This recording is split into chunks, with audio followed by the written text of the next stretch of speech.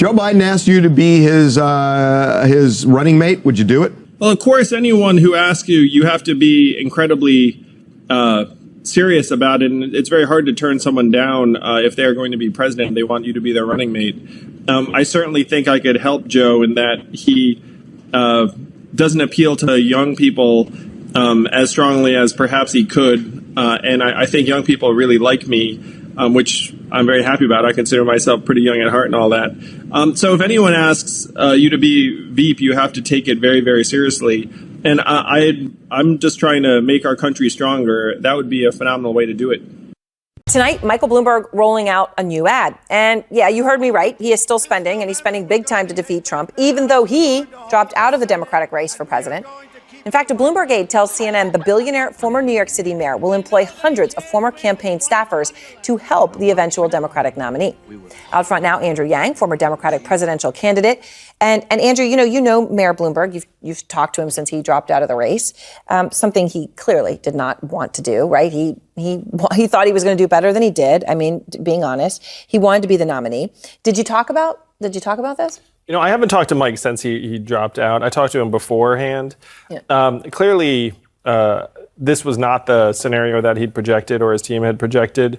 But it's great that he is going to keep some of his resources in the field, because his resources and personnel and technology are second to none in the Democratic field. And if the Democrats are going to win in the fall, he's going to be a big part of it. So everyone wanted to know what you were going to do next. People are always asking, oh, he's at CNN, but what's he doing? What's he doing? What's Andrew Yang doing? So today you launched something called Humanity Forward. So what is your number one goal?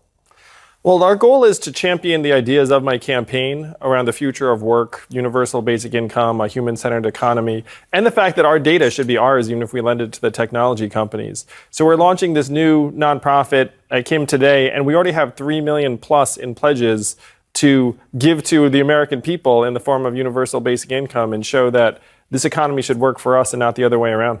So universal basic income, right? That's a core part of it. I mean, you talk about data, but I know that's a core part of it. It was the centerpiece of your campaign. You have said, Andrew, that if Joe Biden or Bernie Sanders were to buy into that idea, to support that idea, it would go a long way to earning your endorsement. Now, you know what they've said about this policy in the past. Maybe that's why you have this somewhat of a smirk. It's like a Mona Lisa look on your face. But for people who don't know, here is what Biden and Sanders have said about universal basic income. A job's about a lot more than a paycheck. It's about your dignity. And get an annual wage to sit home and do nothing. You strip people. What we believe in is guaranteeing a job in this country to anybody who is prepared to work. I think that's the better approach. Okay, so they obviously they have dismissed it. Do you see either one of them changing their view and earning your endorsement with your very young, very enthusiastic support base? I talked to Joe just a few days ago, and Joe and I have had several private conversations about the seriousness of the fourth industrial revolution. Mm-hmm. Joe believes that we are going through this profound technological shift, and though we agree on the diagnosis and things like that. Yeah, Joe's deeply concerned about it. And we agree on the diagnosis. We're not on the same page in terms of the prescription or the approach. And Bernie and I had debated on one of the debate stages about a universal basic income versus a federal jobs guarantee. I think a federal jobs guarantee is something that might seem good in principle, but would be kind of disastrous in real life if implemented. I think I remember asking you that question, but in that debate. But so you've talked to Joe Biden personally, but not to Bernie Sanders. I mean, are you going to endorse or? Well, Bernie called me after I suspended, and he was very warm and congratulatory. I've said, number one, that I want someone to come out for some of the policies that I championed, but also I have a very healthy degree of respect for the democratic process. I think the goal is to have a nominee, and then I will campaign my heart out for that nominee to beat Donald Trump in the fall. So speaking of campaigning, you told a news outlet this week that you were, quote, looking at a run for mayor of New York in 2021. This is maybe the biggest job in the country, one of the biggest jobs in the country. I mean, right? The biggest city. We all know this. Some candidates have already jumped in. What are you waiting for to make your choice?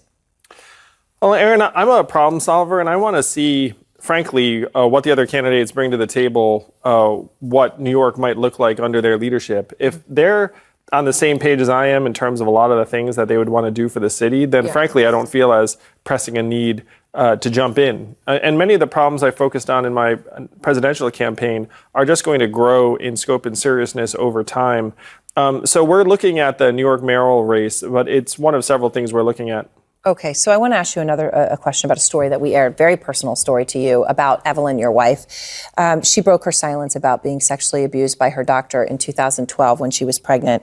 I can't even imagine how hard it was for her to talk about this. And she did, and she has made such a huge impact, because since that story aired, her lawyer tells us, and you may know even more, 52 additional women have come forward and said that this doctor did similar things to them. This is incredible. Well, I just want to thank you, Aaron, and also Dana for the incredible interview with Evelyn. It was deeply personal, and she felt like you presented it in the best possible way. And I've been staggered by the outpouring of gratitude, really, to Evelyn for telling her story, because there are dozens of other women who have come forward about the very same doctor.